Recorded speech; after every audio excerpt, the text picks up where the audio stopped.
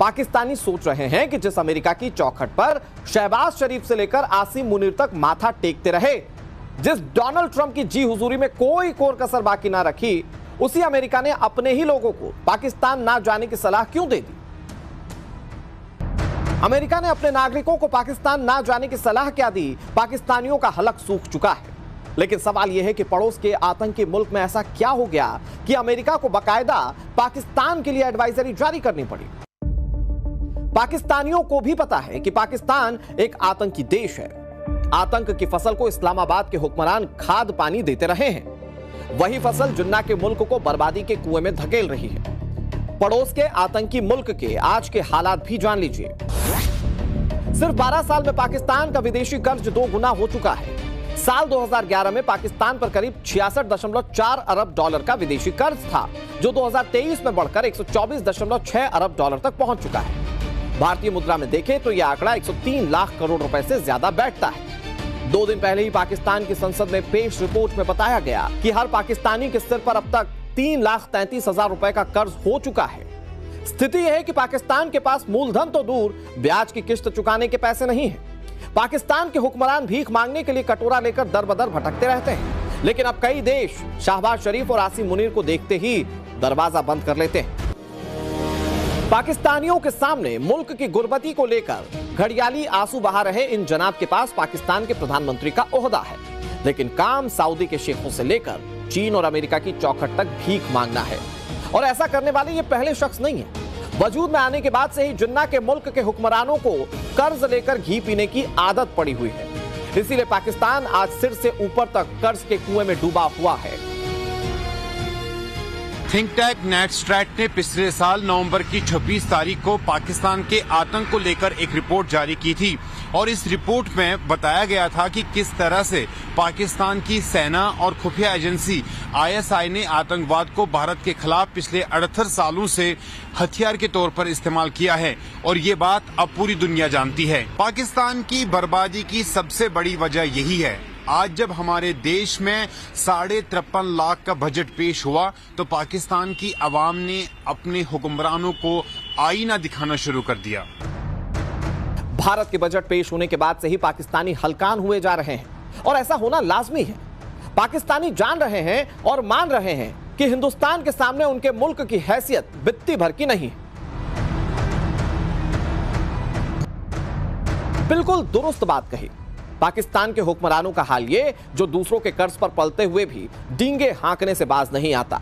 लेकिन सच्चाई क्या है वो जानिए। पिछले साल पाकिस्तान ने अपने रक्षा बजट में 20% की भारी बढ़ोतरी की थी। 2025-26 के रक्षा बजट में 2.55 ट्रिलियन यानी कि 2.1 अरब पाकिस्तानी रुपए के बराबर रकम रखी गई थी, लेकिन खर्च कर दिए 2.2 खरब रुपए, यानी कि पाकिस्तान की सेना पर तय बजट से भी 103% ज्यादा खर्च कर दिया गया। बावजूद इसके पाकिस्तान की फौज की हालत क्या है, एक दिन पहले की इन तस्वीरों से समझा जा सकता है, जब बलूचों ने एक बार फिर से मुनीर के वर्दी वाले कायरों को उनकी औकात बता दी। बलूच विद्रोहियों ने एक साथ 12 शहरों में पाकिस्तानी फौज के ठिकानों पर हमला बोला। बलूचों के खिलाफ मुनीर के कायर अपनी वर्दी और हथियार छोड़कर भाग गए। पाकिस्तान की फौज को सरेंडर करने और भागने की पुरानी आदत है, लेकिन पाकिस्तान की तिजोरी लूटने में रावलपिंडी के फर्जी जनरल सबसे आगे रहते हैं। इसीलिए पाकिस्तान भारत का बजट देखकर शहबाज एंड कंपनी को आईना दिखा रहे हैं। बड़ी बड़ी बातें करने वाले पाकिस्तानियों की हैसियत इतनी ही है। रक्षा बजट की भी बात कर लेते हैं। पाकिस्तान का रक्षा बजट 2.1 अरब पाकिस्तानी रुपए है। अगर हम इसे आज की भारतीय मुद्रा के हिसाब से देखें तो यह महज 72,850 करोड़ रुपए बैठता है। मजेदार बात यह कि भारत ने पिछले साल सिर्फ एक हथियार के लिए करीब करीब पूरे पाकिस्तान के रक्षा बजट के बराबर खर्च किया था। यह खर्च भारतीय वायुसेना के लिए 97 तेजस MK-1A फाइटर जेट्स के लिए डील हुई थी। यानी जितना पाकिस्तान का रक्षा बजट, उतने में तो हम फाइटर जेट खरीद लेते हैं। इस साल हमारे देश के बजट में रक्षा क्षेत्र के लिए 7.85 लाख करोड़ रुपए आवंटित किए गए, जिसे देखकर पाकिस्तानियों को अभी से खौफ सताने लगा है। पाकिस्तान का एक तबका जानता है कि भारत सुपर पावर बन चुका है, लेकिन इस्लामाबाद के सियासतदानों को भी अब यह बात समझ आ चुकी है कि शहबाज शरीफ और आसिम मुनीर राष्ट्रपति ट्रंप की कितनी भी चापलूसी कर लें, अमेरिका ही नहीं पूरी दुनिया के लिए पाकिस्तान आतंकी मुल्क ही रहेगा। असल में ऑपरेशन सिंदूर में पड़ी मार के बाद पाकिस्तान अमेरिका की चौखट पर रहम की भीख मांगता रहा। राष्ट्रपति ट्रंप ने भी भलमन साहब दिखाते हुए शहबाज शरीफ और मुनीर की तारीफ कर दी, तो पाकिस्तानी चीन की जगह अमेरिका को अपना माई बाप समझने लग गए। लेकिन ट्रंप ने पाकिस्तान को उसकी हैसियत बताने में देर नहीं की। इसीलिए अमेरिका के नागरिकों को पाकिस्तान ना जाने की नसीहत मिलने के बाद से इस्लामाबाद से लेकर रावलपिंडी तक सन्नाटा पसरा हुआ है। Bureau report, times now Navbharat.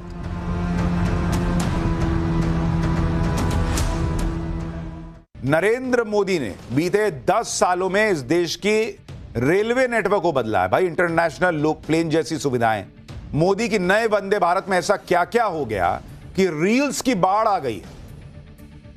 नई वंदे भारत की वो तस्वीर, वो वीडियो, पब्लिक में गजब का क्रेज। मोदी ने ट्रेन के सफर का फील कैसे गजब बदल डाला है, अब इसके बारे में आपको दिखाता हूं। बॉस आप ये देखिए, एक जमाना होता था कि जब लोग ट्रेन में सफर करने जाते थे तो सोचते थे बाप रे बाप क्या होगा, बैठने को जगह मिलेगी नहीं मिलेगी। बाथरूम में मग्गा जो है वो बंधा रहता था चेन से। नरेंद्र मोदी ने तस्वीर 10 साल में ऐसी बदली, 11 साल में, कि अब हवाई चप्पल वाले जो हैं वो प्लेन में जा रहे हैं और जो लोग ट्रेन में भी जा रहे हैं वो हवाई सफर का मजा ले रहे हैं। हवाई जहाज वाला फील लेकर रील बना रहे हैं। आज से 10 साल पहले की तस्वीरें आपको याद होंगी जब ट्रेन के टॉयलेट में रखा मग्गा चेन से बंधा होता था। सीट ऐसी होती थी कि रात भर सोना मुश्किल हो जाता था। ट्रेन के पंखों को उंगली डालकर स्टार्ट करना पड़ता था। आज का जेनजी तो देखा नहीं होगा, ऊपर वो जाली वाला पंखा रहता था, चलता नहीं था गर्मी में, तो ऐसे कि पेन लेके डाल के ऐसे घुमाना पड़ता था। टॉयलेट में पानी आएगा नहीं आएगा ये सब पता नहीं होता था। लेकिन नरेंद्र मोदी ने इस देश में जो बड़े बड़े बदलाव किए, उसमें आप कंपैरिजन कीजिए तब की ट्रेन और अब की ट्रेन का, आपको फर्क दिखेगा। आज की ट्रेन में वॉशरूम के साथ बाथरूम है, नहा सकते हैं आप बॉस, गीजर लगा हुआ है, ऐसी ऐसी सुविधाएं कि आपको लगेगा नहीं कि आप ट्रेन में हैं। ट्रेन का लुक बिल्कुल इंटरनेशनल बना दिया गया। ट्रेन में हवाई जहाज जैसी सुविधाएं हैं, 7 स्टार होटल वाली सर्विसेज मिल रही हैं। पीएम मोदी ऐसी जबरदस्त ट्रेन लेकर आए तो विपक्ष को मिर्ची लग गई। ममता बनर्जी की पार्टी को ट्रेन में कोई कमी नजर नहीं आई तो मेन्यू पे सवाल उठा रही कि नॉनवेज क्यों नहीं मिलेगा। टीएमसी के सवाल पर रेलवे ने क्या जवाब दिया ये भी बताऊंगा। कैसे इस पर रील बन रही है, आज पहली बार ये ट्रेन चली है तो क्या हुआ है, सब दिखाऊंगा। पहले एक झलक देखिए।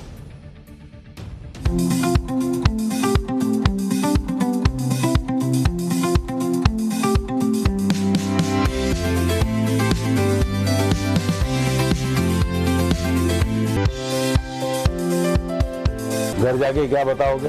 सर उन्होंने तो हमें ट्रेन में भेजा था लेकिन हम तो फ्लाइट जैसा सफर करते। ये ट्रेन कैसे लगी? हाँ, एकदम अच्छा।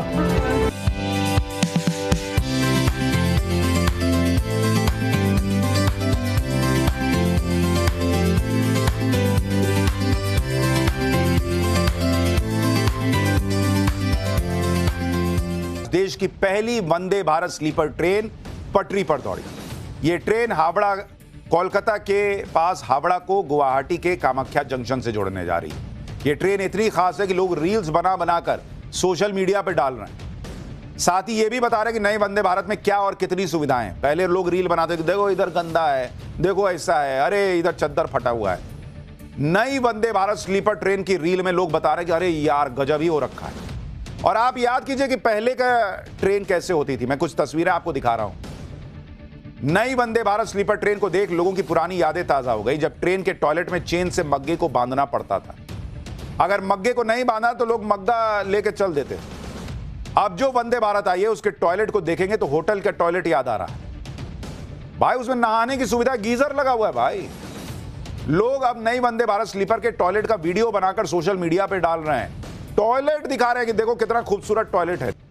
पुरानी ट्रेन में पंखों की क्या हालत होती थी, किसी से छिपी बात नहीं है। ऐसा हो नहीं सकता था कि किसी भी एक कोच में सभी पंखे सही से चल रहे हो। ये देखिए जाली वाला पंखा होता था, इसे पेन डालिए घुमाइए तो घूमता था। आज की नई वंदे भारत ने पूरी तस्वीर बदल दी। इस ट्रेन में क्या क्या सुविधाएं दी गई हैं आप भी देखिए जरा। आज भी लोग पुरानी ट्रेन और नई ट्रेन को कंपेयर कर रहे हैं। पहले तो ट्रेन का कोई हिस्सा ऐसा नहीं होता था जहां गंदगी ना हो।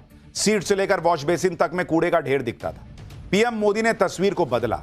लोगों को ऑप्शन दिया कि वो भी हवाई जहाज वाला फील ट्रेन में ले सके। सीट ऐसी होती थी कि 6 घंटे लेटना मुश्किल होता था, कई बार तो सीट फटी हुई मिलती थी। चद्दर गंदे दिखते थे। आज की डेट में एक डिजाइनर चद्दर आया हुआ है, वो जो आपको शीशा दिखा रहा था वो आदमी, एक बटन दबाइएगा तो शीशे में बाहर दिखने लगेगा, छोड़िएगा तो शीशा जो है वो कवर हो जाएगा। अद्भुत ट्रेन बन गई है भाई। लोग कह रहे हैं कि एक बार तो इसका फील लेने के लिए सफर करना पड़ेगा। इस तरह की ट्रेन बन गई तो देश जो है ना वो बदल रहा है। हम इस समय वंदे भारत एक्सप्रेस ट्रेन के बिल्कुल बीच मौजूद हैं और इस वंदे भारत एक्सप्रेस में आपको किस तरह की सुविधाएं मिलती हैं वो आज हम आपको विस्तार से बताएंगे। इस वंदे भारत एक्सप्रेस को स्पेशली डिज़ाइन किया गया है। ये श्रीनगर से कटरा के बीच चलती है। कश्मीर घाटी के ठंडे मौसम को जहन में रखते हुए इसे डिज़ाइन किया गया है। सबसे बड़ी बात यह है कि देश में जिस तरीके की वंदे भारत एक्सप्रेस ट्रेन चलती है ये उनसे डिफरेंट है। ये पहली देश की ऐसी वंदे भारत एक्सप्रेस ट्रेन है जिससे ठंड के मौसम की चुनौतियों को मुकाबला करने के लिए डिज़ाइन किया गया है। इसमें आपको हीटिंग मोड मिलेगा, उसके साथ साथ जो इस वंदे भारत एक्सप्रेस की जो इन कैबिन्स है वो इंसुलेटेड मिलेंगे। आपको हर तरह की सुविधा मिलेगी। ख़ास तौर पर कश्मीर घाटी में जिस तरीके की ठंड होती है और फ्रीजिंग टेम्परेचर्स होता है, -20 तक के तापमान के साथ ये ट्रेन जो है वो लड़ करेगी और उसमें जो है पैसेंजर्स को वो कंफर्ट प्रावधान करेगी। इस ट्रेन को इसीलिए डिज़ाइन किया गया है ताकि कश्मीर के ठंडे मौसम में आपको किसी तरह की असुविधा ना हो। सबसे पहले जो आपके केबिन्स हैं उसमें आपको हीटिंग मोड मिलेगा एयर कंडीशनिंग के साथ। उसके साथ इसकी जो विंडोज़ है वो भी इंसुलेटेड है। यहाँ तक कि जो ट्रेन का मैकेनिकल पार्ट है उससे भी ख़ास तौर पर जो है इंसुलेटेड किया गया है और गर्म हवाएं ट्रेन के ब्रेकिंग सिस्टम तक पहुँच जाती है जो कि ट्रेन को आसानी के साथ चलने में मदद करती है। 191 किलोमीटर का ये सफ़र जो पहले कई घंटों में तय हुआ करता था, अब सिर्फ 3 घंटे में ये सफ़र तय होता है। पिछले वर्ष जून के महीने में प्रधानमंत्री नरेंद्र मोदी ने श्रीनगर जम्मू रेलवे लाइन का उद्घाटन किया था और उसी समय पर वंदे भारत एक्सप्रेस की इस ट्रेन को जम्मू कश्मीर के लोगों को सौगात के तौर पर दिया था।